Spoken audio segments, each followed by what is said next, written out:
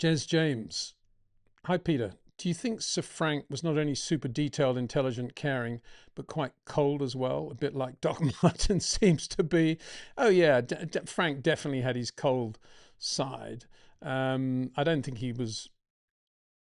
I don't, the whole Doc Martin, it's not a bad comparison, actually. Although, you know, Sheridan and I often used to compare the whole thing to Yes Minister.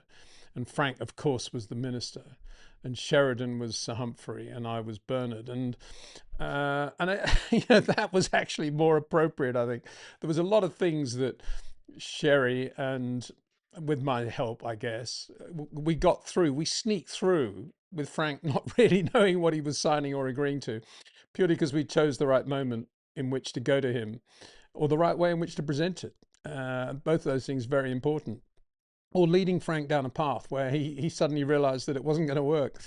I mean, Frank's main thing was never really wanted to make a decision about anything, particularly under pressure. And he was very, very indecisive. So that was one thing. Secondly, he wasn't really interested in life beyond Formula One and flying and running and history.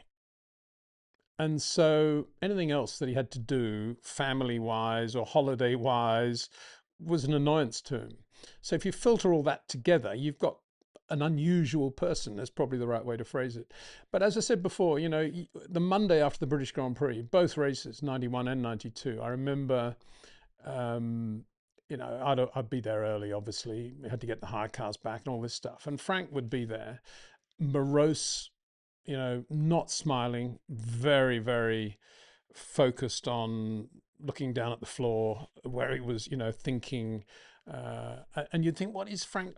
What's wrong with him? Why? What's happened to make him like this? We just won the British Grand Prix, and it was his way of coping. It was just like, it's almost bad luck to sit back and enjoy the win. I just want to focus on the next race. That's what a racer does.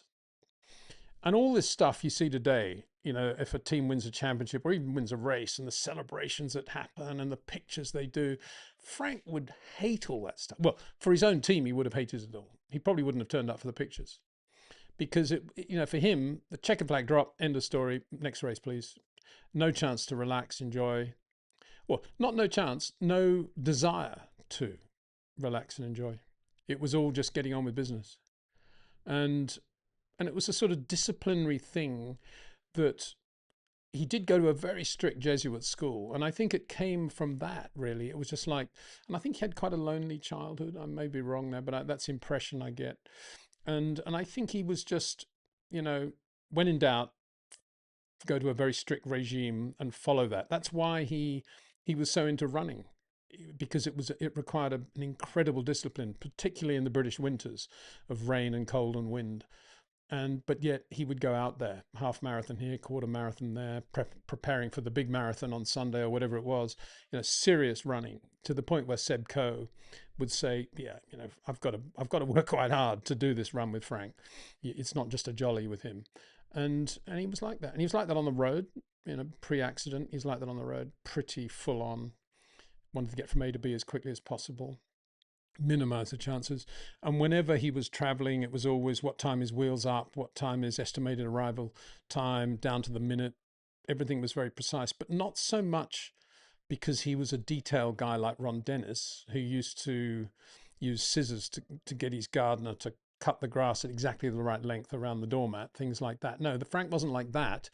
Frank was doing these other things because of this very strict regimen he had around his frame of life. And it was a discipline thing for him. It was a discipline thing. And he couldn't tolerate, really, a lack of discipline. And I suppose that was one of the reasons he would walk around po-faced after a Grand Prix on the Monday morning, because he felt that was the way of instilling in the mechanics and everybody in the factory that there was another race to be run very soon, and let's be focused on that. Don't waste time celebrating this win.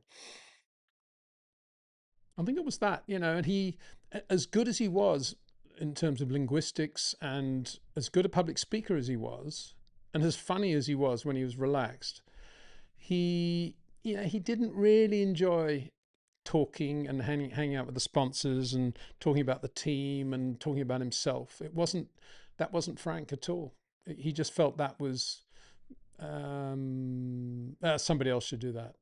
And I used to do a lot of events with Frank, with our sponsors, but he would only do it if I could talk to him, if I could ask him a few questions. He'd never want to speak proactively, and he wouldn't want the interview to be more than 2 or 3 minutes ever.